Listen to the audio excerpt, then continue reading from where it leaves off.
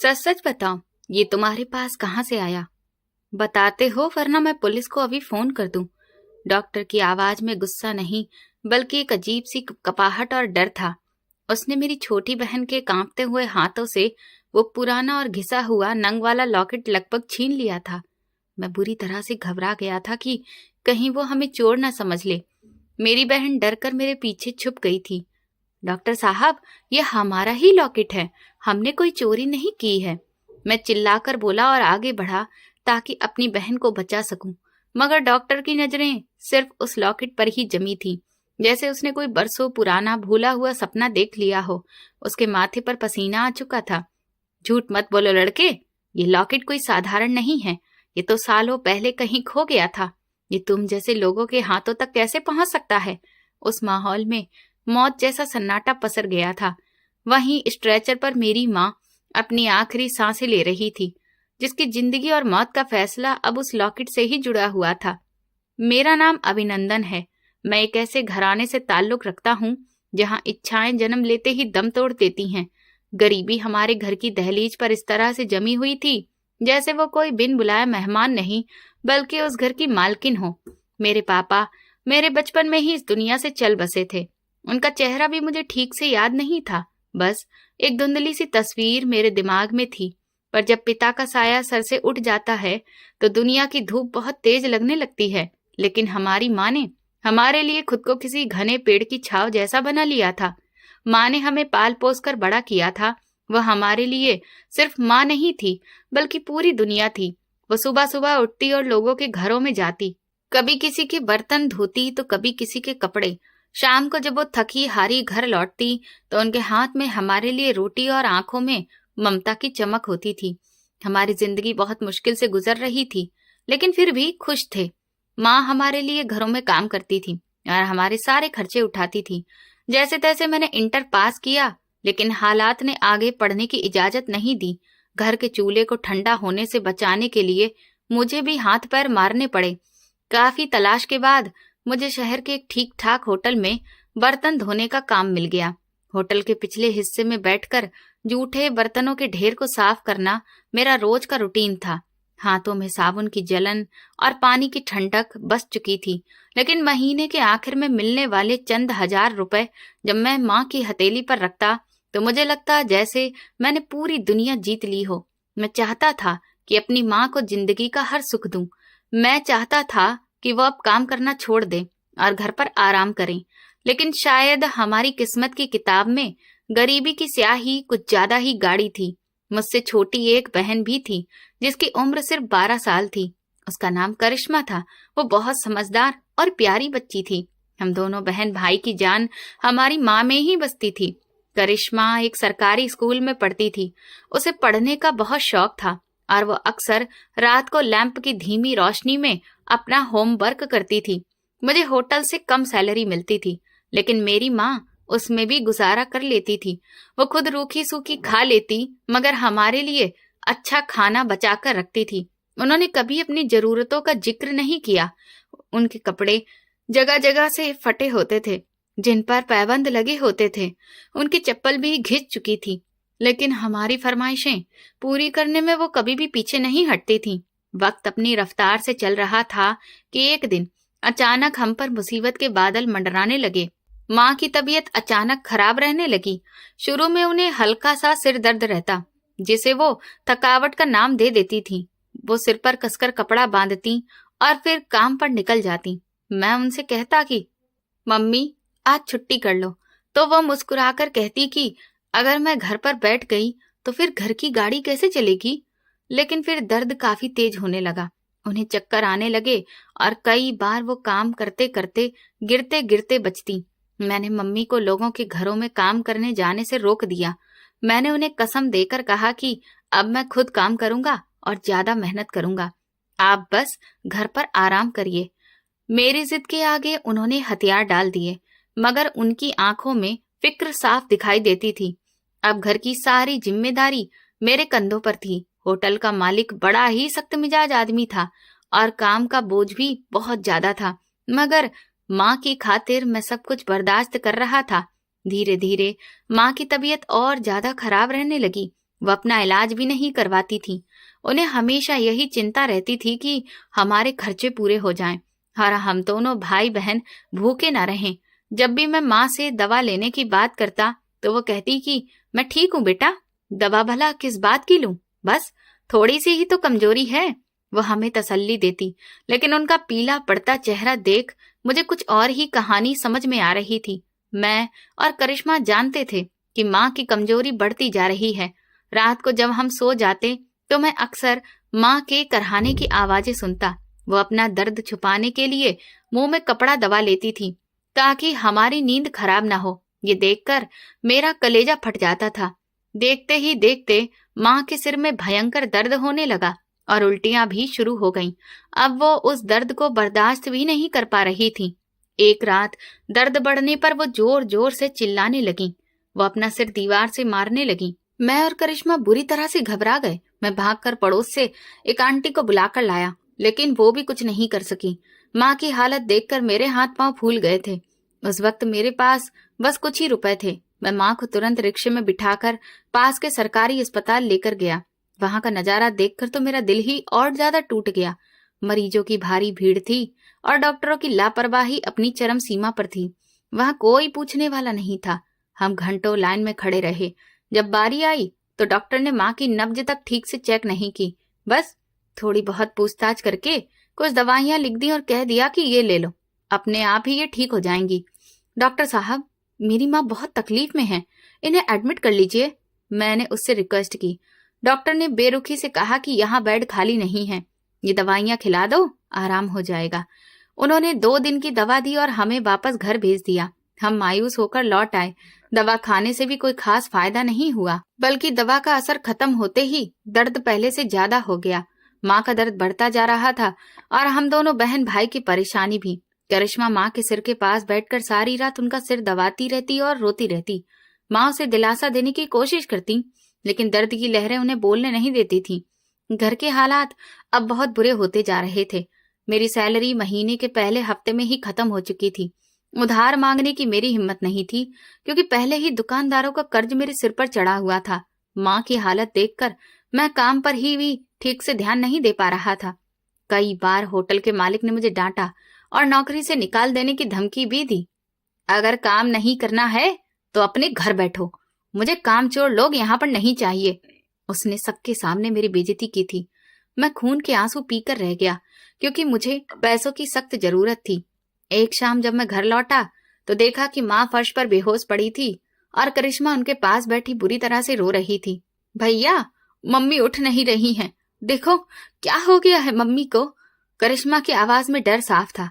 मैंने मम्मी को जोर से झंझोड़ा, पानी के छींटे मारे, लेकिन वो बिल्कुल भी नहीं हिली। उनकी सांस उखड़ सी रही थी। मुझे समझ आ गया कि अब पानी सिर से ऊपर गुजर गया है। सरकारी अस्पताल वाले अब दोबारा कुछ नहीं करेंगे और माँ की हालत अब ऐसी नहीं थी कि हम और ज्यादा इंतजार करें। मेरे पास अब और कोई चारा नहीं था सिवाय इसके कि किसी प्राइवेट डॉक्टर के पास जाऊं।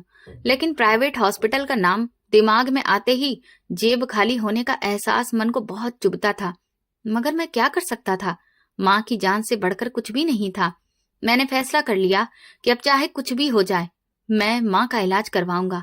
मैंने करिश्मा को तसल्ली दी और माँ को उठाकर मोहल्ले के एक प्राइवेट क्लिनिक की तरफ भागा। वहां डॉक्टर ने थोड़ा बहुत चेकअप किया और उसके बाद उसके चेहरे पर गंभीरता आ गई। उसने कहा कि उनकी हालत तो काफी खराब है, इनका ब्लड प्रेशर बहुत हाई है और दिमाग की हालत भी ठीक नहीं लग रही है। इन्हें तुरंत ही किसी बड़े हॉस्पिटल में लेकर जाओ और इनका MRI करवाओ। मुझे शक है कि इनकी बीमारी सिर्फ सिर दर्द से भी कहीं ज्यादा गंभीर है। डॉक्टर के इन शब्दों ने मेरे पैरों तले से जमीन खिसका दी थी। MRI और बड़ा हॉस्पिटल, ये सब तो मेरे लिए किसी पहाड़ से कम नहीं था।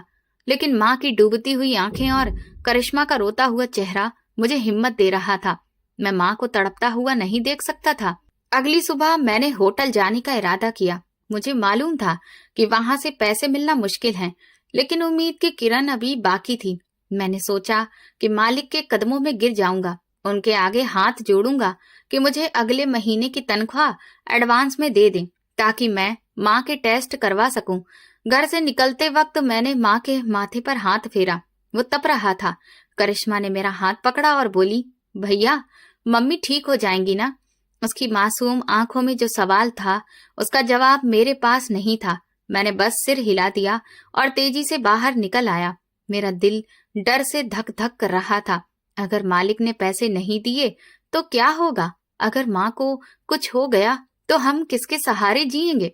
ये सवाल मेरे दिमाग में हथौड़े की तरह बरस रहे थे। होटल पहुंचकर मैं सीधा अपने मालिक के ऑफिस की तरफ गया। मेरे कदम भारी थे और जुबान बिल्कुल सूख चुकी थी। मैंने दरवाजे पर दस्तक दी और अंदर दाखिल हुआ। मालिक अपनी कुर्सी पर बैठे नोट गिन रहे थे। मुझे देखकर उन्होंने अपनी भौहें ऊपर चढ़ा ली। क्या बात है अभिनंदन, अभी तो काम का वक्त है, फिर तुम यहाँ क्या कर रहे हो? उन्होंने बड़े ही कड़क अंदाज में कहा। मैं कांपती हुई आवाज में बोला, सेठ जी, मुझे आपसे एक बहुत जरूरी बात करनी है। जल्दी बोलो, मेरे पास फालतू का टाइम नहीं है। सेठ साहब, वो मेरी माँ बहुत बीमार है। वो जिंदगी और मौत के बीच झूल रही हैं। डॉक्टर ने बड़े टेस्ट करवाने के लिए कहा है। मुझे पैसों की बहुत जरूरत है। अगर आप मुझे अगले महीने की सैलरी एडवांस में दे दें तो। मेरी बात अभी पूरी भी नहीं हुई थी कि सेठ जी ने हाथ के इशारे से मुझे रोक दिया। उनके चेहरे पर हमदर्दी की एक लकीर भी नहीं थी। सैलरी एडवांस में? उन्होंने तंज भरी हंसी हंसते हुए कहा। तुम लोगों की यही तो दिक्कत है, हर दूसरे दिन कोई न कोई मर रहा होता है। अभी पिछले हफ्ते तुमने कुछ रुपए उधार लिए थे ना, वो तो अभी तक वापस नहीं किए और अब पूरी तनख्वाह मांग रहे हो। सेठ जी, मैं आपके पैरों में गिरता हूँ, मैं झूठ नहीं बोल रहा हूँ। मेरी माँ मर जाएगी अगर उनका इलाज नहीं हुआ। मैं दिन रात काम करके आपका एक एक पैसा चुका दूंगा। मैं उनके पैरों में बैठ गया और गिड़गिड़ाने लगा, मगर पत्थर दिल पिघलने वाला कहाँ था। उन्होंने मुझे झिड़क दिया और कहा, ये ड्रामा किसी और के सामने करना। मेरे पास यहाँ भीख देने के लिए कुछ भी नहीं है। काम करना है तो करो, वरना यहाँ से दफा हो जाओ। यहाँ बहुत से ऐसे लड़के हैं जो तुमसे आधी सैलरी पर भी काम करने को खुशी खुशी तैयार हैं। उनके शब्द मेरे दिल पर खंजर की तरह लगे। मैं खाली हाथ और टूटी हुई उम्मीद के साथ ऑफिस से बाहर निकल आया।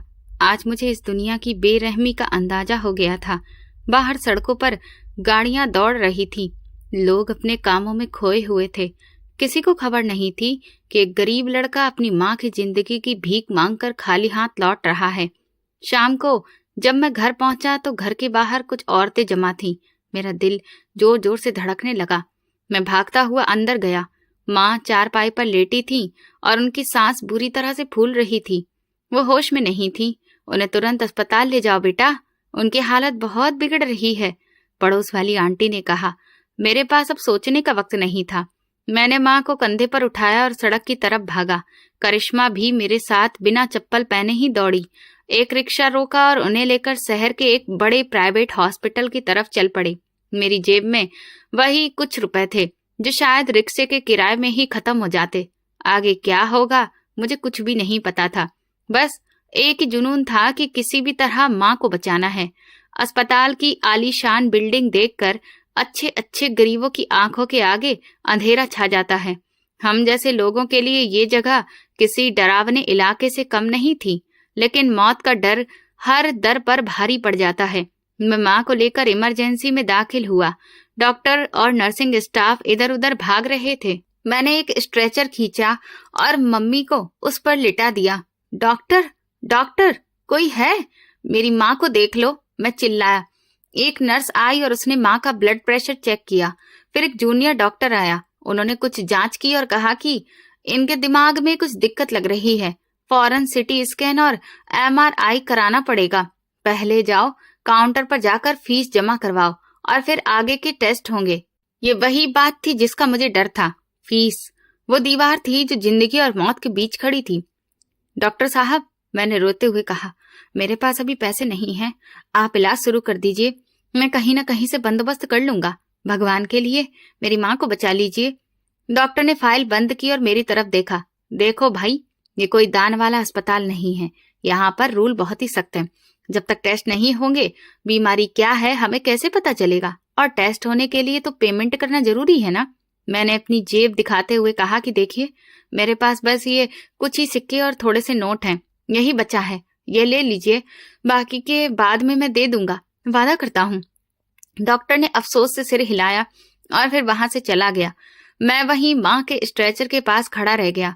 माँ का हाथ मेरे हाथ में था जो अब ठंडा पड़ रहा था। करिश्मा मेरी शर्ट का किनारा पकड़कर खड़ी थी और उसकी आंखें सवाल कर रही थी कि भैया अब क्या होगा। तभी माँ की हल्की सी आंख खुली। मैंने दिल ही दिल में भगवान को याद करते हुए कहा, हे भगवान, क्या गरीब होना इतना बड़ा जुर्म है? क्या मेरी माँ को जीने का कोई हक नहीं है? मैं स्ट्रेचर के पास खड़ा कांप रहा था और मेरी नजरें डॉक्टर के सफेद कोट की पीठ पर जमी थी, जो हमें मायूसी के अंधेरे कुएं में धकेल कर जा चुका था। अस्पताल की गैलरी में अजीब सी बदबू थी, जो दवाइयों और मौत के खौफ से मिलकर बनी हुई थी। मैंने एक बार फिर हिम्मत जुटाई और अस्पताल के रिसेप्शन की तरफ भागा, जहां एक उम्रदराज शख्स कंप्यूटर पर कुछ टाइप कर रहा था। बाबा जी, भगवान के लिए मेरी बात तो सुनिए, मैंने काउंटर पर हाथ रखते हुए कहा। मेरी आवाज में इतना दुख था कि वो चौंक कर मेरी तरफ देखने लगा। क्या दिक्कत है बेटा? शोर क्यों मचा रहे हो? उसने अपने चश्मे को ऊपर चढ़ाते हुए पूछा। उसके अंदाज में हमदर्दी कम और बेबसी ज्यादा थी। मेरी माँ मर रही है। डॉक्टर ने कहा है कि पहले फीस जमा करवाओ, उसके बाद ही टेस्ट होंगे। मेरे पास अभी पैसे नहीं हैं, लेकिन मैं वादा करता हूँ कि एक एक पैसा चुका दूंगा। आप बस इलाज शुरू करवा दीजिए। मैं एक ही सांस में सब कुछ कह गया और उम्मीद भरी नजरों से बाबा जी के चेहरे को देखने लगा। उस शख्स ने एक लंबी सांस ली और कीबोर्ड पर टाइप करना बंद कर दिया। वो कुर्सी पर टेक लगाकर बैठ गया और बड़े साफ अंदाज में बोला, बेटा, ये प्राइवेट हॉस्पिटल है, ये कोई सरकारी अस्पताल या डोनेशन सेंटर नहीं है। यहाँ सब सिस्टम कंप्यूटर पर आधारित है और जब तक सिस्टम में फीस की एंट्री नहीं होगी, मशीन चलेगी ही नहीं। मैं तुम्हारे लिए कुछ भी नहीं कर सकता। तुम जाओ और मालिक से बात करो या फिर किसी बड़े डॉक्टर से मिलो। बाबा जी, मैं अपना आइडेंटिटी कार्ड की कॉपी यहीं पर रखवा देता हूँ। मैं सच बोलता हूँ, मैं कहीं भागूंगा नहीं। इंसानियत के नाते कुछ तो गुंजाइश करिए। मेरी आंखों में आंसू तैरने लगे थे। यहाँ रोज सैकड़ों लोग इंसानियत का वास्ता लेकर आते हैं। अगर हम सबका मुफ्त में इलाज करने लगेंगे तो ये हॉस्पिटल तो बंद हो जाएगा। जाओ, कहीं से पैसों का इंतजाम करो, वरना मरीज को लेकर यहाँ से चले जाओ। हम यहाँ लाशें रखने के जिम्मेदार नहीं हैं। उनके सख्त लहजे ने मेरे दिल पर हथौड़ा मार दिया। कैसे ले जाऊं? वो चल भी नहीं सकती हैं। मैं अचानक चिल्ला पड़ा। मेरी चीख पुकार सुनकर वहां पर खड़ा एक सिक्योरिटी गार्ड मेरी तरफ बढ़ा। ए लड़के, धीरे से बोलो, यह हॉस्पिटल है, कोई मछली बाजार नहीं है। चलो बाहर निकलो यहाँ से। गार्ड ने मेरे बाजू को मजबूती से पकड़ लिया। उसकी पकड़ लोहे जैसी सख्त थी। मुझे मत छुओ, मेरी माँ अंदर पड़ी है, मैं उन्हें छोड़कर कहीं नहीं जाऊंगा। मैंने अपना बाजू छुड़ाने की कोशिश की, लेकिन कमजोरी और भूख ने मेरे शरीर की ताकत निचोड़ ली थी। गार्ड ने मुझे धक्का दिया और मैं लड़खड़ा कर गिर पड़ा। ड्रामा मत करो, डॉक्टर साहब ने कह दिया है कि जगह खाली करो। तुम लोग बस रास्ता रोककर खड़े हो, दूसरे मरीजों को दिक्कत हो रही है। मैंने मुड़कर देखा। करिश्मा माँ के स्ट्रेचर के पास खड़ी थी और माँ का हाथ अपने दोनों छोटे हाथों में पकड़े हुए थी। उसकी आंखों से आंसुओं की झड़ी लगी हुई थी, लेकिन वो चुप थी। शायद उसका गला रुंध गया था। सिक्योरिटी गार्ड स्ट्रेचर को धक्का देने लगा। क्या कर रहे हो? छोड़ो मेरी माँ को। मैं उनकी तरफ भागा, लेकिन दूसरे गार्ड ने मेरा रास्ता रोक लिया। खुद ले जाओगे या हम उठाकर बाहर फेंक दें? गार्ड की आंखों में खून उतर आया था। वे हमें कचरे की तरह बाहर निकालना चाहते थे। मेरे पास अब कोई रास्ता नहीं था। मैंने अपनी इज्जत, अपना गुस्सा, सब कुछ निगल लिया। मैं स्ट्रेचर के पास गया और उसे खुद ही धकेलने लगा। करिश्मा मेरे साथ चल रही थी। मैंने स्ट्रेचर को अस्पताल के गेट के पास दीवार के किनारे पर खड़ा कर दिया। सड़क पर ट्रैफिक का शोर कान फाड़ रहा था और यहाँ फुटपाथ पर मेरी माँ जिंदगी की आखिरी जंग लड़ रही थी। करिश्मा अचानक मेरे गले लग गई और फूट फूट कर रोने लगी। भैया, मम्मी को बचा लो, वो हमें छोड़कर जा रही हैं। देखो, उनका शरीर ठंडा हो रहा है। उसकी सिसकियां मेरे दिल को चीर रही थीं। मैंने उसके सिर पर हाथ रखा, लेकिन मेरे अपने ही हाथ कांप रहे थे। मैं क्या करूं करिश्मा? मेरे पास अब कुछ भी नहीं है। मैं हार गया हूँ। मैं एक नाकारा बेटा हूँ जो अपनी माँ के लिए दवा तक नहीं ला सकता। मेरी आवाज में हार थी। नहीं भैया, आप हिम्मत नहीं हार सकते। हम मम्मी को मरने नहीं दे सकते। करिश्मा ने सिर उठाया और आंसू पोंछे। तभी उसका हाथ अपने गले में पड़े लॉकेट पर गया। ये वही लॉकेट था जो माँ ने अपनी बीमारी के दिनों में उसे दिया था और साफ कहा था कि इसे हमेशा संभाल कर रखना। करिश्मा की आंखों में अजीब सी चमक आ गई। उसने तेजी से वो लॉकेट उतारा वो एक पुराना खस्ता हाल चांदी का लॉकेट था जिस पर नीले रंग का मामूली सा पत्थर लगा हुआ था। देखने में उसकी कोई खास कीमत नहीं लगती थी। भैया, ये लॉकेट बेच देते हैं। करिश्मा ने वो लॉकेट मेरी तरफ बढ़ाया। मैंने अफसोस से लॉकेट को देखा। अरे पागल, ये तो बस चांदी का मामूली सा लॉकेट है। इसके बदले हमें कुछ पैसे भी नहीं मिलेंगे, और माँ के इलाज के लिए तो लाखों चाहिए। ये बेकार है। नहीं भैया, माँ कहती थी कि ये बहुत कीमती है। ये उनकी सबसे प्यारी चीज है। हो सकता है कोई डॉक्टर इसे रख ले और इलाज शुरू कर दे। करिश्मा की मासूमियत पर मुझे रोना आ गया। वो डूबते को तिनके का सहारा समझ रही थी। करिश्मा, पागल मत बनो। डॉक्टर पैसों के भूखे होते हैं। उन्हें जज्बात या फिर पुरानी निशानियों से कोई मतलब नहीं होता। मैंने सिर झुका लिया। नहीं भैया, मैं कोशिश करूंगी। मैं अपनी मम्मी को ऐसे मरने नहीं दूंगी। करिश्मा के अंदाज में अचानक एक अजीब सी ताकत आ गई थी। वो तेजी से अस्पताल के गेट की तरफ भागी। करिश्मा, रुक जाओ, वो तुम्हें अंदर नहीं जाने देंगे। मैं उसके पीछे भागा। माँ को यूं ही फुटपाथ पर अकेला छोड़ना खतरनाक था, लेकिन बहन को रोकना भी जरूरी था। गेट पर खड़े गार्ड ने करिश्मा को रोकने के लिए अपना हाथ बढ़ाया। अरे, ये छोटी बच्ची कहाँ जा रही हो? लेकिन करिश्मा किसी फुर्तीली बिल्ली की तरह उसके हाथों की पकड़ से निकल गई। गार्ड उसे पकड़ने के लिए मुड़ा तो मैं सामने आ गया। मैंने गार्ड के सामने हाथ जोड़ दिए। भैया, उसे जाने दीजिए, बस 1 मिनट के लिए। वो बच्ची है। गार्ड ने मुझे धक्का देकर दूर हटा दिया और करिश्मा के पीछे भागा। मैं भी उनके पीछे लपका। करिश्मा सीधे रिसेप्शन काउंटर की बजाय सामने वाली गैलरी की तरफ गई, जहां डॉक्टरों के कमरे थे। उसे नहीं पता था कि कहाँ जाना है। वो बस हर बंद दरवाजे को उम्मीद भरी नजर से देख रही थी। सामने एक बड़े कमरे का दरवाजा खुला था, जिस पर हेड ऑफ डिपार्टमेंट का बोर्ड लगा था। करिश्मा बिना दस्तक दिए उस कमरे के अंदर चली गई। अंदर एक अधेड़ उम्र का डॉक्टर बैठा फाइलें देख रहा था। कमरे की खामोशी करिश्मा की सिसकती आवाज से टूट गई। डॉक्टर एकदम से चौंक कर खड़ा हो गया। उसके चेहरे पर घमंड और गंभीरता थी। ये क्या बदतमीजी है? कौन हो तुम, और यहाँ अंदर कैसे आ गई? डॉक्टर की आवाज में रौब था। उसी वक्त पीछे से गार्ड भी अंदर आ गया। उसकी सांस फूली हुई थी। सॉरी सर, ये लड़की जबरदस्ती अंदर घुसाई है। मैं इसे अभी बाहर निकालता हूँ। गार्ड आगे बढ़ा और करिश्मा का बाजू पकड़ने की कोशिश की। खबरदार, जो मुझे हाथ लगाना। करिश्मा इतनी जोर से चिल्लाई कि गार्ड एक पल के लिए रुक गया। उसकी आवाज में शेरनी जैसी गरज थी, जो उसकी उम्र से कहीं बड़ी थी। मैं भी तभी कमरे के दरवाजे पर पहुंच गया। अंदर घुसते ही हांफते हुए बोला, डॉक्टर साहब, माफ करिए, ये मेरी बहन है। हम लोग बहुत परेशान हैं। करिश्मा ने मेरी और गार्ड की परवाह किए बिना मुट्ठी में दबा हुआ वो लॉकेट निकाला और डॉक्टर के सामने रखी मेज पर जोर से पटक दिया।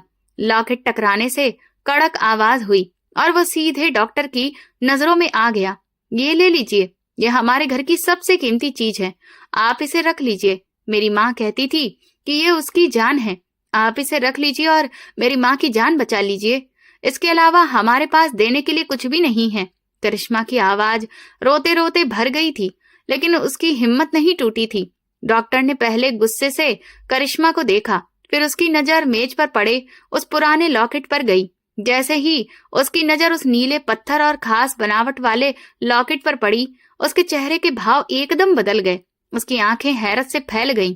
वो अपनी कुर्सी से ऐसे उछलकर खड़ा हुआ जैसे उसे करंट लग गया हो। उसका गुस्सा और रौब पल भर में गायब हो गया। उसके हाथ कांपते हुए लॉकेट की तरफ बढ़े। ये लॉकेट? डॉक्टर की आवाज में कपकपाहट थी। उसने लॉकेट उठाकर अपनी आंखों के बिल्कुल पास लाया और उसे उलट पलट कर देखने लगा। उसके माथे पर पसीने की बूंदें चमकने लगीं। गार्ड जो करिश्मा को दोबारा पकड़ने जा रहा था, डॉक्टर के बदले हुए हाव भाव देखकर वहीं रुक गया। मैं भी हैरान रह गया। डॉक्टर उस मामूली से लॉकेट को ऐसे देख रहा था जैसे वो कोई कोहिनूर का हीरा हो। ये तुम्हारे पास कहाँ से आया? सच सच बताओ, वरना मैं पुलिस को अभी फोन कर दूंगा। डॉक्टर ने अचानक नजर उठाकर करिश्मा को देखा। अब उसकी आवाज में गुस्सा नहीं, बल्कि अजीब सा डर और हैरानी थी। करिश्मा सहम कर 2 कदम पीछे हटी और मेरे साथ खड़ी हो गई। डॉक्टर साहब, भगवान के लिए, ये हमारा ही है। हमने कोई चोरी नहीं की है। ये तो मेरी माँ की निशानी है। मैंने जल्दी से सफाई दी। मेरा दिल जोर जोर से धड़क रहा था कि कहीं चोरी का इल्जाम ना लग जाए। झूठ झूठ मत बोलो लड़के, ये लॉकेट कोई साधारण नहीं है। ये तो सालों पहले कहीं खो गया था, ये तुम जैसे लोगों के हाथों तक कैसे पहुंच गया? ये किसका है? डॉक्टर मेज के चक्कर लगाता हुआ मेरे पास आ गया। उसकी सांसें तेज चल रही थी। ये मेरी माँ का लॉकेट है, वो बाहर फुटपाथ पर मर रही है। अगर आपको भरोसा नहीं है तो जाकर देख लीजिए। करिश्मा रोते हुए बोली। आप ये रख लीजिए, बस उनका इलाज कर दीजिए। फुटपाथ पर डॉक्टर ने लॉकेट को मुट्ठी में भींच लिया और किसी पागल की तरह बोला, फिर दरवाजे की तरफ भागा। कहाँ है वो? किस जगह पर? वो हमें कमरे में यूं ही छोड़कर पागलों की तरह गैलरी में दौड़ पड़ा। गार्ड और बाकी स्टाफ हैरत से उसे भागते हुए देख रहे थे। मैं और करिश्मा भी उसके पीछे भागे। हमें समझ नहीं आ रहा था कि ये सब क्या हो रहा है। जो डॉक्टर 1 मिनट पहले हमें बाहर निकाल रहा था, वही लॉकेट देखकर इतना बेचैन क्यों हो गया था? डॉक्टर भागता हुआ गेट से बाहर निकला और उसकी नजर दीवार के सहारे पड़ी हुई मेरी माँ पर पड़ी। वो वहीं रुक गया। उसकी सांस बुरी तरह फूल रही थी। उसने धीरे धीरे माँ के चेहरे को देखा जो दर्द से पीला पड़ चुका था। माँ की आंखें बंद थीं। डॉक्टर ने माँ के चेहरे को ध्यान से देखा, फिर उसने अपनी जेब से चश्मा निकाला, लगाया और झुककर माँ के माथे के बालों को हल्के से हटाया। वहां मौजूद एक पुराने निशान को देखकर उसके मुंह से निकल पड़ा, हे भगवान। वो वहीं सड़क पर घुटनों के बल बैठ गया। उसकी आंखों से आंसू बहने लगे। उसने कांपते हाथों से माँ का हाथ पकड़ा। स्ट्रेचर लेकर आओ, जल्दी करो, वो जोर से चिल्लाया। उसकी आवाज में इतनी घबराहट थी कि हॉस्पिटल का स्टाफ जो पहले तमाशा देख रहा था फौरन हरकत में आ गया। डॉक्टर साहब, लेकिन फीस? काउंटर वाले बाबा ने उसे रोकने की कोशिश की। भाड़ में जाए फीस। अगर इस पेशेंट को कुछ हुआ तो किसी की खैर नहीं है। जल्दी से इन्हें अंदर लेकर चलो, तुरंत। इनके सारे टेस्ट किए जाएं। डॉक्टर का गुस्सा तो देखने के लायक था। वार्ड बॉय दौड़ते हुए आए और स्ट्रेचर को अंदर की तरफ लेकर जाने लगे। डॉक्टर खुद स्ट्रेचर के साथ साथ भाग रहा था।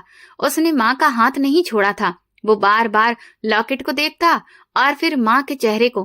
भैया, मम्मी को क्या हुआ है? और ये डॉक्टर अंकल रो क्यों रहे हैं? करिश्मा ने हैरानी से मेरी तरफ देखते हुए पूछा। मुझे कुछ भी नहीं पता करिश्मा, बस तुम प्रार्थना करो कि माँ बच जाए। मैंने उसका हाथ पकड़ा और हम भी फिर स्ट्रेचर के पीछे ही भागे। कुछ देर पहले तक जो दरवाजे हमारे लिए बंद थे वे अब खुद ही खुलते जा रहे थे। कई घंटों तक माँ के टेस्ट हुए। जब सारे टेस्ट पूरे हो गए तो माँ को ऑपरेशन थिएटर की तरफ ले जाया गया। डॉक्टर लगातार नर्सों को हिदायतें दे रहा था। ब्लड बैंक से खून मंगवाओ और डॉक्टर खन्ना को फोन करो। मुझे न्यूरोलॉजिस्ट की पूरी टीम अभी के अभी चाहिए। जब स्ट्रेचर ऑपरेशन थिएटर के दरवाजे पर पहुंचा तो डॉक्टर रुक गया। उसने मुड़कर हमारी तरफ देखा। उसकी आंखें लाल थीं। वो मेरे पास आया और फिर मेरे कंधे पर हाथ रखा। घबराने की जरूरत नहीं है। जब तक मेरी सांस में सांस है, मैं उन्हें कुछ नहीं होने दूंगा। उसके लहजे में जो अपनापन था वो मैंने पहले कभी किसी डॉक्टर में नहीं देखा था। थिएटर का दरवाजा बंद हुआ और लाल बत्ती जल उठी। मैं और करिश्मा बाहर बेंच पर ढह से गए। हमारी सांसें अभी तक ठीक नहीं हुई थीं। कई घंटे बीत चुके थे और हम बहुत बुरी तरह से थक चुके थे। करिश्मा का हाथ अपने खाली गले पर गया और फिर उसने मेरी तरफ देखा। भैया, वो लॉकेट, आखिर उसमें ऐसा क्या जादू था? डॉक्टर अंकल ने उसे देखते ही ऐसे सब कुछ कैसे बदल दिया? मैं खुद हैरान हुआ। करिश्मा, जरूर कोई बहुत बड़ा राज है जो माँ ने हमसे छुपा रखा है। मैंने दीवार से कमर टेक लगा ली। मेरा दिमाग उलझन का शिकार था। वो डॉक्टर आखिर कौन था? उसे लॉकेट कैसे पहचानता था? और वो माँ के चेहरे को देखते हुए इस तरह से रोने क्यों लगा? ये सवाल अब सांप बनकर मेरे दिमाग में रेंग रहे थे। लेकिन एक बात तय थी कि उस मामूली से लॉकेट ने वो कर दिखाया था जो मेरी सारी मिन्नतें और फरियादें नहीं कर पाई थी। अचानक ऑपरेशन थिएटर का दरवाजा खुला और एक नर्स तेजी से बाहर आई। मैं बिजली की तेजी से अपनी जगह से उठा। सिस्टर, मेरी माँ कैसी हैं? क्या हुआ है अंदर? मैं आगे बढ़कर पूछने लगा। मेरी आवाज मेरे गले में अटक रही थी। नर्स ने रुककर मुझे देखा और उसके चेहरे पर वो सख्ती नहीं थी जो पहले दिख रही थी। उसने नरमी से जवाब दिया, आप फिक्र मत करिए, डॉक्टर साहब खुद सर्जरी कर रहे हैं।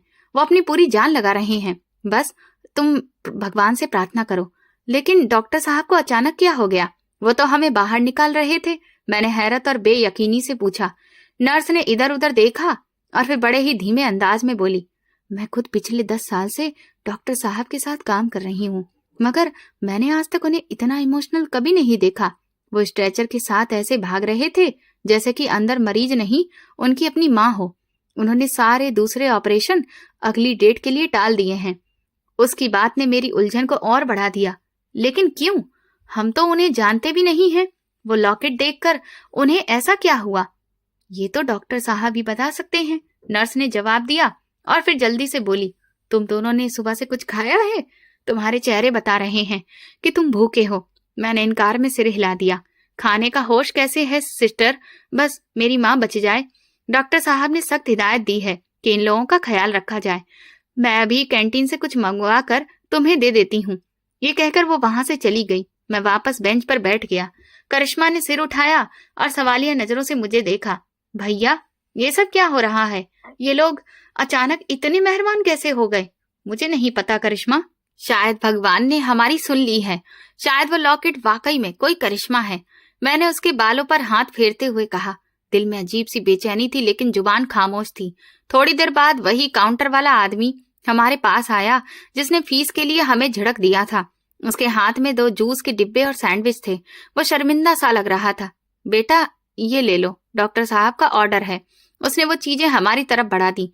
मैंने उसकी तरफ देखा। अंकल, थोड़ी देर पहले तो आप कह रहे थे कि ये कोई डोनेशन सेंटर नहीं है, फिर अब ये सब क्यों? मेरे अंदाज में शिकायत थी। वो शख्स थोड़ा सहम गया। देखो बेटा, हम तो यहाँ नौकर हैं। हमें जो ऊपर से ऑर्डर मिलता है हम तो वही करते हैं ना। डॉक्टर साहब ने अस्पताल सिर पर उठा लिया है। उन्होंने कहा है कि अगर उन बच्चों को जरा सी भी दिक्कत हुई तो सबकी नौकरी खत्म। अब तुम ये खा लो, वरना हमारी मुसीबत बढ़ जाएगी। करिश्मा ने भूख से जूझते हुए वो डिब्बा पकड़ लिया। मैंने भी कुछ खाया तो मेरा गला थोड़ा शांत हुआ। वक्त धीरे धीरे गुजर रहा था। अब तो 3 घंटे हो चुके थे, लेकिन वो लाल बत्ती बंद होने का नाम ही नहीं ले रही थी। आखिरकार थिएटर का द्वारा से दरवाजा खुला और इस बार खुद डॉक्टर बाहर आए। उन्होंने सर्जरी वाले कपड़े पहने थे और मास्क उनके गले में लटक रहा था। उनके माथे पर पसीना साफ चमक रहा था। मैं और करिश्मा एक साथ उनकी तरफ भागे। डॉक्टर साहब, मेरी माँ। डॉक्टर ने गहरी सांस ली और उनकी नजरें सीधे मेरी आंखों में जा टिकी। उनकी आंखों में नमी तैर रही थी। वो ठीक है, खतरा टल गया है, मगर अभी होश आने में वक्त लगेगा। भगवान का शुक्र है। करिश्मा वहीं हाथ जोड़कर भगवान से प्रार्थना करने लगी। मेरी आंखों से भी आंसू बह निकले। डॉक्टर ने आगे बढ़कर करिश्मा को कुर्सी पर बिठाया और फिर मेरी तरफ देखते हुए बोले, तुम्हारा नाम क्या है बेटा? अभिनंदन। और ये मेरी बहन करिश्मा है। मैंने तमीज से जवाब दिया। अभिनंदन। डॉक्टर ने मेरा नाम ऐसे दोहराया जैसे कि उसे अपनी याददाश्त में बिठा रहे हों। फिर उन्होंने अपनी जेब से वो लॉकेट निकाला। मुझे तुम सच सच बताओ, ये लॉकेट तुम्हारी माँ के पास कब से है? जब से हमने होश संभाला है सर। माँ इसे कभी भी अपने से अलग नहीं करती थी, मैंने जवाब दिया। तुम्हारी माँ का नाम क्या है? डॉक्टर की आवाज में बेचैनी थी। मीना, मैंने बताया। मीना। डॉक्टर ने ये शब्द दोबारा से दोहराया। अच्छा, वो कहाँ की रहने वाली है? उनका मतलब मायका कहाँ पर है? ये सवाल अजीब था। डॉक्टर का मरीज के मायके से क्या लेना देना? मैं हैरान था। हमें नहीं पता। माँ बताती थी कि वो बचपन में ही अपने घर वालों से बिछड़ गई थी। वो किसी मेले में खो गई थी और फिर एक गरीब परिवार ने उन्हें पाला। उन्हें अपने माँ बाप का नाम तक याद नहीं था। बस ये लॉकेट उनके पास था। मेरी बात सुनकर डॉक्टर के चेहरे का रंग बदल गया। वो ऐसे पत्थर के हो गए जैसे उन पर बिजली गिर गई हो। उन्होंने लॉकेट को इतनी जोर से पकड़ा कि उनकी उंगलियां सफेद पड़ गईं। मेले में खो गई थी? डॉक्टर की आवाज भारी हो गई। और ये लॉकेट भी तब उनके पास था? जी सर। माँ कहती थी कि ये उनकी माँ की निशानी है। वो अक्सर इसे देखकर रोती थी। कहती थी कि शायद कोई इस लॉकेट के जरिए उन्हें पहचान ले। डॉक्टर की आंखों से एक आंसू टूटकर गिर पड़ा। वो एक बड़े डॉक्टर थे, यहाँ के मशहूर सर्जन, मगर उस वक्त वो एक बच्चे की तरह इमोशनल लग रहे थे। सर, आप रो रहे हैं? करिश्मा ने मासूमियत से पूछा। क्या मेरी माँ ठीक नहीं होगी? डॉक्टर ने जल्दी से आंखें साफ की। नहीं बेटा, तुम्हारी माँ बिल्कुल ठीक हो जाएगी। मैं रो नहीं रहा हूँ, बस खुशी के आंसू हैं। तुम नहीं जानते उस लॉकेट ने आज क्या करिश्मा करके दिखाया है। कैसा करिश्मा सर? हमें भी बताइए, हम लोग बहुत परेशान हैं। मैं बेताब होकर पूछने लगा। डॉक्टर ने मेरे कंधे पर हाथ रखा। उनका हाथ कांप रहा था। अभी नहीं, अभी सिर्फ तुम्हारी माँ की जिंदगी जरूरी है। जब वो होश में आएंगी तब सब कुछ साफ हो जाएगा। बस इतना जान लो कि तुम दोनों अब अकेले नहीं हो। आज के बाद तुम खुद को लावारिस मत समझना। ये कहकर डॉक्टर वापस मुड़े और थिएटर के अंदर जाने लगे। दरवाजे पर पहुंचकर वो रुके और बोले, अभिनंदन, करिश्मा, किसी भी चीज की जरूरत हो तो नर्स को बता देना। मैं तुम्हारी माँ के पास ही रहूंगा जब तक वो आंखें नहीं खोल लेती। दरवाजा बंद हो गया और हम दोनों बहन भाई एक बार फिर से सवालिया निशान बनकर रह गए। भैया, डॉक्टर अंकल की बातें कितनी अजीब थीं। वो कह रहे थे कि हम लावारिस नहीं हैं। इसका क्या मतलब है? करिश्मा ने पूछा। लगता है वो माँ को पहले से जानते हैं करिश्मा। शायद माँ के बिछड़े हुए परिवार से उनका कोई रिश्ता हो। मैंने अंदाजा लगाया, लेकिन ये कैसे मुमकिन है? हम लोग इतने सालों से गरीबी की चक्की में पिस रहे हैं और आज अचानक से ये सब। वक्त गुजरता गया। रात के साए गहरे हो गए, मगर हमारी आंखों से नींद कोसों दूर थी। हॉस्पिटल का स्टाफ अब हमें वीआईपी प्रोटोकॉल दे रहा था। हमें एक प्राइवेट कमरे में शिफ्ट कर दिया गया था, जहां बहुत आरामदायक सोफे पड़े थे, मगर हमारा दिल वहीं ऑपरेशन थिएटर के बाहर अटका हुआ था। रात के पिछले पहर दरवाजा खुला और डॉक्टर बाहर से आए। इस बार उनके चेहरे पर थकावट थी, मगर आंखों में एक अजीब सी चमक थी। बधाई हो बच्चों, डॉक्टर ने मुस्कुराते हुए कहा। तुम्हारी माँ को होश आ गया है। ऑपरेशन कामयाब रहा। हम दोनों खुशी से उछल पड़े। क्या क्या हम उनसे मिल सकते हैं? अभी तुरंत नहीं, उन्हें अभी आईसीयू में शिफ्ट किया जा रहा है। थोड़ी देर बाद जब वो थोड़ा ठीक हो जाएंगी तब मैं खुद तुम्हें उनके पास लेकर जाऊंगा, डॉक्टर ने कहा। सर, आपका बहुत बहुत शुक्रिया, आपने हमारी जिंदगी बचा ली। मैंने डॉक्टर के पैर छूने की कोशिश की, लेकिन उन्होंने मुझे झुकने नहीं दिया। शुक्रिया मेरा नहीं, बल्कि उस भगवान से कहो जिसने तुम्हें यहाँ पर भेज दिया। डॉक्टर ने मुझे कंधे से पकड़कर मेरी आंखों में देखा।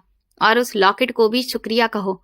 अगर वो लॉकेट नहीं होता तो शायद मैं उन्हें एक साधारण मरीज समझकर नजरअंदाज कर देता, लेकिन कुदरत को कुछ और ही मंजूर था। सर, अब तो आप बता दीजिए, आखिर इस लॉकेट का राज क्या है? मैंने फिर से जोर दिया। डॉक्टर ने गहरी सांस ली। ये राज तुम्हारी माँ ही खोलेंगी। कुछ दिन इंतजार करो और उनकी हालत को थोड़ा सा ठीक होने दो। फिर तकरीबन 1 हफ्ता बीत चुका था। एक दिन डॉक्टर हमारे पास आए और बोले, चलो मेरे साथ चलो। उन्होंने हमें अपने साथ चलने का इशारा किया। हम धड़कते हुए दिल के साथ उनके पीछे पीछे चल पड़े। आईसीयू के शीशे के पार माँ लेटी हुई थी। उनके सिर पर पट्टी बंधी थी और वो बहुत कमजोर लग रही थी, मगर उनकी आंखें खुली थी। डॉक्टर हमें अंदर लेकर गए। माँ की नजर जैसे ही हम पर पड़ी, उनके होंठों पर एक हल्की सी मुस्कुराहट आ गई। हम लोग भागकर उनके बेड के करीब गए। मम्मी, करिश्मा ने उनका हाथ पकड़ लिया। मैं ठीक हूँ बेटा। माँ की आवाज बहुत धीमी थी। डॉक्टर हमारे पीछे खामोशी से खड़े थे। फिर वो धीरे धीरे आगे बढ़े। माँ की नजर जैसे ही डॉक्टर पर पड़ी, वो चौंक गईं। डॉक्टर ने अपना मास्क पूरी तरह से हटा दिया था और सिर से टोपी भी उतार दी थी। माँ ने अपनी धुंधली आंखों को सिकोड़ा। वो डॉक्टर के चेहरे को ध्यान से देखने लगी। फिर उनकी नजर डॉक्टर के हाथ में मौजूद उस लॉकेट पर गई जो डॉक्टर ने अपने हाथ में पकड़ रखा था। माँ ने कुछ कहना चाहा, मगर शब्द साथ नहीं दे रहे थे। डॉक्टर बेड के किनारे पर बैठ गए। उनकी आंखों से आंसू बहने लगे। उन्होंने माँ का हाथ अपने दोनों हाथों में पकड़ लिया और भरी हुई आवाज में बोले, पहचानो मौसी, अपनी बहन की निशानी भी भूल गई। माँ की आंखें हैरत से फैल गईं। मौसी? कमरे में सन्नाटा पसर गया, जहां सिर्फ मशीन की बीप की आवाज आ रही थी। मेरी माँ मीना, जो अभी अभी मौत के मुंह से वापस आई थी, हैरत से फटी आंखों से उस डॉक्टर को देख रही थी, जो डॉक्टर कम और बिछड़ा हुआ अपना ज्यादा लग रहा था। तुम ये क्या कह रहे हो बेटा? माँ की आवाज में हैरत थी, लेकिन उसमें छुपी बेचैनी साफ महसूस की जा सकती थी। मैं तुम्हारी मौसी कैसे हो सकती हूँ? मेरा तो इस दुनिया में कोई भी नहीं है। डॉक्टर ने अपनी आंखों से बहते आंसुओं को साफ नहीं किया, बल्कि फिर से उस लॉकेट को आगे बढ़ाया और फिर अपने कोट की जेब से एक दूसरा लॉकेट निकालकर हथेली पर रख दिया। ये देखो मौसी, डॉक्टर की आवाज इमोशन से भरी थी। एक लॉकेट आपकी बेटी करिश्मा लेकर आई थी और दूसरा लॉकेट मेरी माँ के पास है। ध्यान से देखिए, दोनों बिल्कुल एक जैसे हैं। माँ ने कांपते हाथों से दोनों लॉकेट उठाए। उनकी आंखों में पहचान की एक चमक उभरी। अरे, ये तो बिल्कुल मेरे लॉकेट जैसा है। ये तुम्हारे पास कहाँ से आया? ये मेरी माँ ने मुझे दिया था। डॉक्टर ने माँ के हाथों को अपने दोनों हाथों में ले लिया। मेरी माँ का नाम सुषमा है। वो आपकी बड़ी बहन है। सुषमा? माँ के होठों से एक सिसकी निकल गई। मेरी सुषमा दीदी, क्या वो जिंदा हैं? हाँ मौसी, वो जिंदा हैं और पिछले कई सालों से आपको ढूंढ रही हैं, डॉक्टर ने जल्दी से कहा। मुझे बचपन से ही उन्होंने यही बताया था कि उनकी एक छोटी बहन मीना थी जो मेले में खो गई थी। उसके पास भी ऐसा ही लॉकेट था। माँ ने मुझे ये लॉकेट देकर कहा था कि अगर जिंदगी में कभी तुम्हें इसके जैसा दूसरा लॉकेट दिख जाए तो समझ लेना कि वो मेरी खोई हुई बहन की निशानी है। मैं और करिश्मा एक दूसरे को देख रहे थे।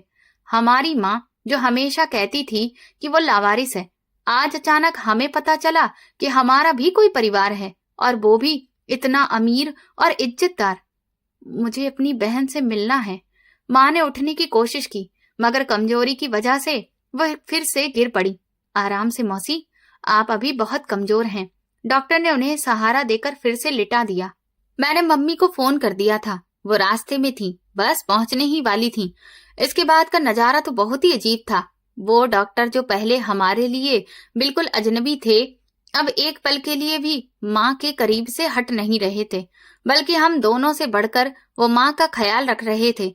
कभी माँ को अपने हाथ से दवा खिलाते तो कभी नर्सों को हिदायत देते कि यहाँ कोई भी दिक्कत नहीं होनी चाहिए। उनकी आंखों में माँ के लिए ऐसा प्यार था जैसे वो अपनी सगी माँ की सेवा कर रहे हों। अभिनंदन बेटा, इधर आओ। डॉक्टर ने मुझे अपने पास बुलाया। मुझे माफ कर दो बेटा, मैं तुम्हारे साथ बहुत ही सख्ती से पेश आया था। मुझे नहीं पता था कि तुम मेरी मौसी के बेटे हो। नहीं, ऐसी बातें मत करिए, मैं शर्मिंदा हो गया। आपने मेरी माँ की जान बचाई है। आप तो हमारे लिए मसीहा से कम नहीं हैं। मसीहा नहीं, भाई कहो। डॉक्टर ने मुस्कुराकर मुझे गले से लगा लिया। मेरा नाम संजय है। आज से तुम अकेले नहीं हो अभिनंदन, तुम्हारा भाई तुम्हारे साथ है। थोड़ी ही देर के बाद बाहर शोर हुआ और दरवाजा जोर से खुला। एक बुजुर्ग औरत व्हीलचेयर पर अंदर दाखिल हुई। उनके साथ कई लोग थे। वो औरत बहुत कमजोर लग रही थी, मगर उनकी आंखों में बेपनाह तड़प थी। संजय तेजी से आगे बढ़े और अपनी माँ को व्हीलचेयर से उतरने में मदद की। मम्मी देखो, ये कौन है? मेरी माँ ने जैसे ही सामने देखा, उनकी आंखों से आंसू बहने लगे। सुषमा दीदी, मीना। वो बुजुर्ग औरत लड़खड़ाते कदमों से आगे बढ़ी और मेरी माँ के गले लग गई। कमरे में मौजूद हर कोई दंग रह गया। दो बिछड़ी हुई बहनें इतने सालों बाद एक दूसरे से मिल रही थीं। हॉस्पिटल का स्टाफ, नर्सें और डॉक्टर सभी खामोशी से ये नजारा देख रहे थे। हवा में सिर्फ सिसकियों की आवाज थी। तुम कहाँ चली गई थी मीना? सुषमा मौसी ने माँ का चेहरा अपने हाथों में लेकर कहा। मैंने तुम्हें कहाँ कहाँ नहीं ढूंढा। मैंने बहुत मिन्नतें की, भगवान के आगे दिए जलाए कि मेरी बहन मुझे मिल जाए। दीदी, मैं तो मेले में खो गई थी, माँ ने रोते हुए बताया। मैं बहुत रोई, बहुत चिल्लाई, लेकिन आप मुझे कहीं नहीं मिली। फिर मुझे एक गरीब परिवार अपने साथ ले गया। उन्होंने मुझे पाला पोसा, लेकिन वो लोग बहुत दूर रहते थे। मुझे अपने घर का पता भी नहीं पता था। मैं तो अनपढ़ थी, मुझे कुछ समझ भी नहीं आता था। मुझे बस आपका नाम और ये लॉकेट याद था। भगवान का लाख लाख शुक्र है कि उसने मरने से पहले हमें मिला दिया। सुषमा मौसी ने हाथ जोड़कर भगवान को धन्यवाद दिया। डॉक्टर संजय भी अपनी माँ और मेरी माँ दोनों को अपने गले से लगा चुके थे। मीना संजय के सिर पर हाथ फेरते हुए सुषमा मौसी ने प्यार से कहा, ये तुम्हारा बेटा है। हाँ, ये है संजय है, ये मेरा हीरा है। मौसी ने गर्व से कहा, देखो भगवान का करिश्मा, इसी के हाथों तुम्हारा इलाज होना लिखा था। डॉक्टर संजय ने बताया कि माँ ने उन्हें पहले से ही उस लॉकेट के बारे में बता रखा था, और देखो आज इसी लॉकेट ने हमें मिला दिया। अब आप फिक्र मत करिए मौसी, अब आप कहीं नहीं जाएंगी। डॉक्टर संजय ने माँ के आंसू पोंछे। अब आप हमारे साथ हमारे घर में रहेंगी। अभिनंदन और करिश्मा की पढ़ाई की जिम्मेदारी भी मेरी है। ये सुनकर जैसे हमारे सिर से बहुत बड़ा बोझ उतर गया। मैं, जो कि कल तक होटल में बर्तन धोने वाला एक मामूली सा लड़का था, आज एक डॉक्टर का भाई बन गया था। करिश्मा, जो अपनी स्कूल फीस के लिए परेशान रहती थी, आज उसका भविष्य सुरक्षित हो गया था। डॉक्टर संजय से माँ ने कहा, बेटा मेरी एक सीख हमेशा याद रखना, कभी किसी गरीब को इलाज के बिना मत लौटाना। हो सकता है तुम्हारी इस भलाई के बदले भगवान तुम्हें बहुत कुछ दे दे। इस एक लॉकेट ने सिर्फ इलाज ही नहीं करवाया है, बल्कि दो बिछड़ी हुई बहनों को भी मिला दिया है, जो न जाने कितने सालों से अलग थीं। संजय ने माँ का हाथ पकड़कर वादा किया, मौसी मैं वादा करता हूँ कि आज के बाद इस अस्पताल के दरवाजे गरीबों के लिए कभी बंद नहीं होंगे। आज मैंने सीख लिया है कि असली दौलत बैंक बैलेंस नहीं बल्कि आशीर्वाद होता है। माँ ने मुस्कुराकर सिर हिलाया। बेटा, दौलत तो आने जाने वाली चीज है, मगर इंसानियत का रिश्ता सबसे बड़ा होता है। हम सब भगवान के इस करिश्मे पर हैरान थे। एक मामूली सा लॉकेट जिसकी कीमत शायद कुछ रुपयों से ज्यादा नहीं थी, उसने हमारी जिंदगी बदल दी थी। उसने हमें हमारा खोया हुआ परिवार वापस दिला दिया था। आज मुझे समझ आया कि माँ इसे इतना संभाल कर क्यों रखती थी, क्योंकि ये सिर्फ एक जेवर नहीं था, बल्कि एक उम्मीद थी, एक रिश्ता था जो आज जुड़ गया था। कुछ दिनों बाद माँ को अस्पताल से छुट्टी मिल गई। संजय भैया खुद हमें अपनी गाड़ी में लेने आए। जब हम अस्पताल से निकल रहे थे तो वही गार्ड और काउंटर वाला क्लर्क सिर झुकाकर खड़े थे। संजय भैया रुके और उनसे बोले, ये मेरा परिवार है। दोबारा अगर कोई गरीब यहाँ आए तो उसके कपड़ों को देखकर फैसला मत करना। हो सकता है वो किसी का खोया हुआ अपना हो। हम संजय भैया के शानदार घर पहुंचे। सबने हमारा अच्छे से स्वागत किया। सुषमा मौसी ने मम्मी को अपने बगल वाले कमरे में शिफ्ट किया। करिश्मा को नए कपड़े मिले और मेरा एडमिशन शहर के एक अच्छे कॉलेज में करवा दिया गया। जिंदगी कितनी अजीब है। कल तक मैं कुछ पैसों के लिए बेइज्जत हो रहा था और आज भगवान ने मुझे इज्जत और राहत दे दी थी। रात को जब मैं माँ के पास बैठा तो मैंने उनसे पूछा, मम्मी अगर हम अमीर नहीं निकलते तो क्या संजय भैया इलाज करते? माँ ने मुस्कुराकर कहा, बेटा भलाई की समझ तो भगवान ही देता है। संजय एक अच्छा इंसान है, बस सही रास्ते की पहचान करवानी थी। अब वो समझ गया है कि किसी की जान बचाना सबसे बड़ा पुण्य है। और इसीलिए अभिनंदन, तुम भी अपने अतीत को कभी मत भूलना। हमें हमेशा गरीबों की मदद करनी चाहिए, क्योंकि हमने वो वक्त खुद देखा है। मैंने माँ का हाथ पकड़कर कहा, ठीक है मम्मी, मैं वो वक्त कभी नहीं भूलूंगा। ये कहानी हमें सिखाती है कि कभी भी उम्मीद का दामन नहीं छोड़ना चाहिए। भगवान के यहाँ देर है, अंधेर नहीं। एक मामूली सा लॉकेट भी किस्मत बदलने का कारण बन सकता है। आज मेरा दिल बहुत सुकून में है, क्योंकि मेरी माँ पूरी तरह से ठीक हो गई है और हम एक अच्छे परिवार का हिस्सा बन गए हैं। अगर ये कहानी आपके दिल को छू गई है तो समझ लीजिए कि इसका मकसद पूरा हो गया है। ये सिर्फ एक परिवार की कहानी नहीं, बल्कि हर उस इंसान की कहानी है जो मुश्किल वक्त में भी उम्मीद का दिया बुझने नहीं देता। कभी कभी किस्मत बहुत छोटे से सहारे के जरिए हमारी जिंदगी को बदल देती है। इसीलिए हालात चाहे जैसे भी हों, इंसानियत, भरोसा और उम्मीद को कभी भी मत छोड़िए, क्योंकि हो सकता है अगला करिश्मा आपकी जिंदगी में दस्तक देने ही वाला हो। तो दोस्तों, अगर आपको हमारी ये कहानी पसंद आई है तो प्लीज हमें कमेंट करके जरूर बताएं। इस वीडियो को ज्यादा से ज्यादा शेयर करिए, लाइक करिए और हाइप दीजिए। और अगर आप चैनल पर नए हैं तो सब्सक्राइब करके बेल आइकन का बटन जरूर दबा दें, ताकि अगली अपडेट सबसे पहले आपको मिले। धन्यवाद।